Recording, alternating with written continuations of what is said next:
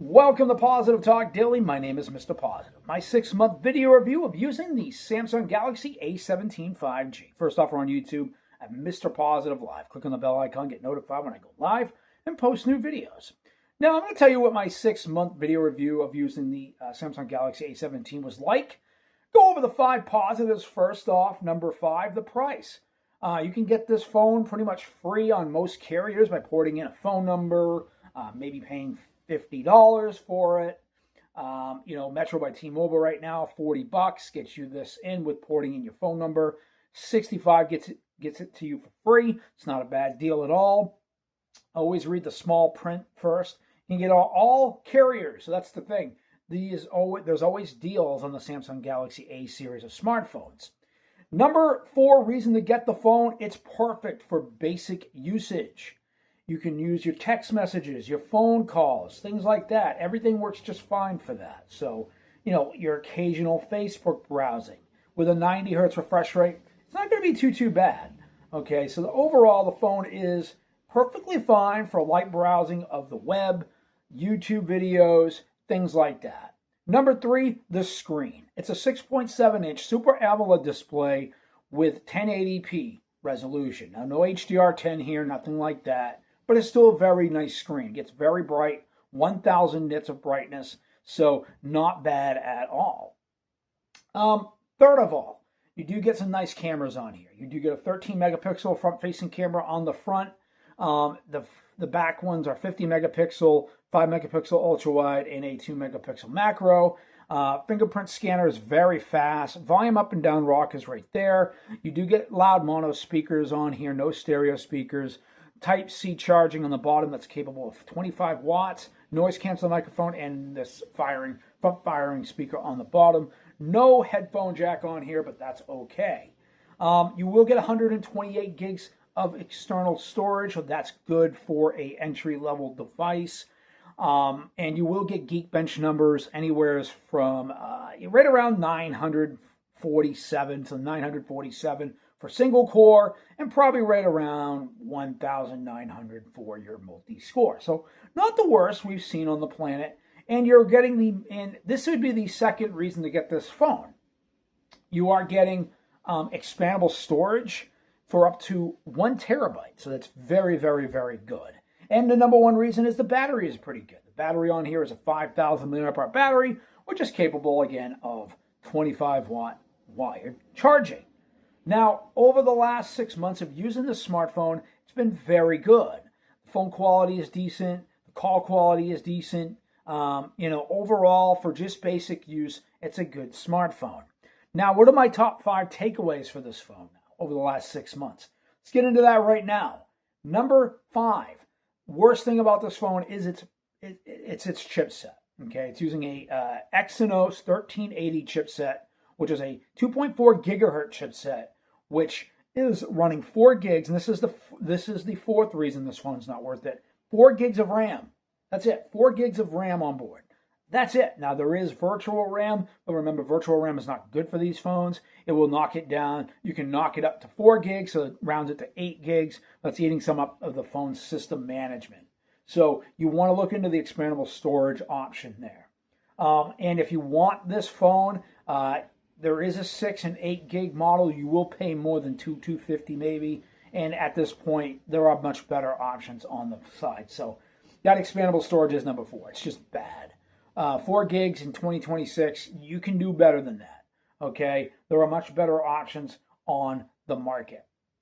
Number 3 reason this phone is not worth it is due to the build quality. It is mainly all plastic. Now, it's a plastic back. I don't mind the design of the phone, but it's very cheap, very plasticky feeling, and it feels very cheap in the box.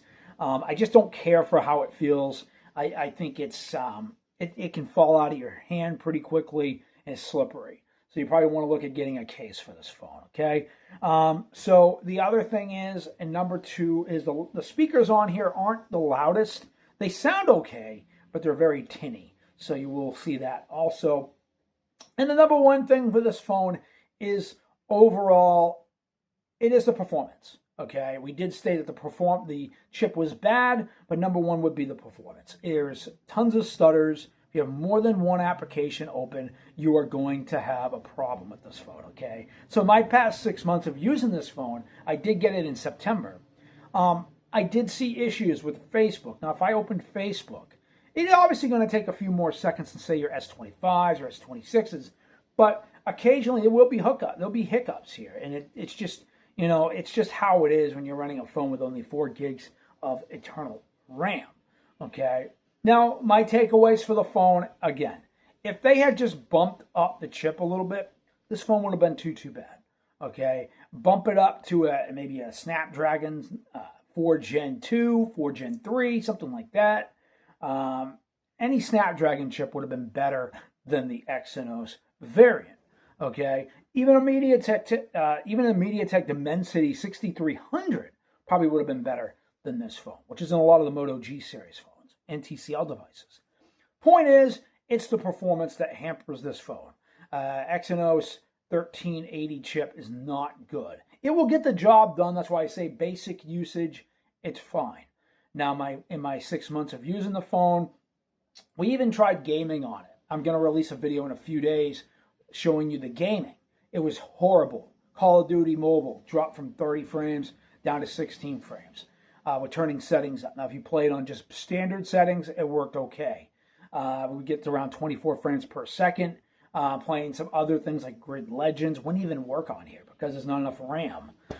So just be aware of that. If you have 4 gigs of RAM, it's going to eat up enough of the 128 gigs of internal storage. Now, I don't have a problem with 128 gigs being the main storage option. 256 gigs would be better, but 128 is average, and that's just normal in 2026. Better than 64 gigs, okay? But overall, also, lack of 4K video recording. Now, there is something I want to show people, and a lot of people have commented in my videos saying there is no 4K, and that's BS. There actually is 4K. If you download the Open Camera app, for some reason, Samsung wouldn't put this in their camera applications, showing us that this phone is capable of 4K 30. You go to your settings. This is an app you can find on the Google Play Store. Head over to Google Play, download Open Camera. Okay? Basically, go to Video Settings. Right there is 4K. I'll get it up there a little bit closer. Sorry. Let me get that out. So 4K 30. You see it. 4K 30, maybe a little backwards on this phone. 4K 30 frames per second on all cameras. Front-facing camera, that's also all the main cameras. And the cool thing is you can actually choose between all 3 cameras with the Open Camera app. So if you go into settings on your normal phone, it's going to show you that it maxes out. And I'll kind of give you an idea. On here, it's going to max out at FHD, which is full HD. Okay, so you can go up to basically full HD 30. Okay, so you will occasionally, because of the 4K, and I can kind of understand why they didn't put it on here, is it does stutter a little bit at times. If you have a lot of applications open, you can still get very, very good video. So the main reason I think this phone is perfect, if you're looking for a sub $200 smartphone and you really want a good camera, this thing is really hard to beat.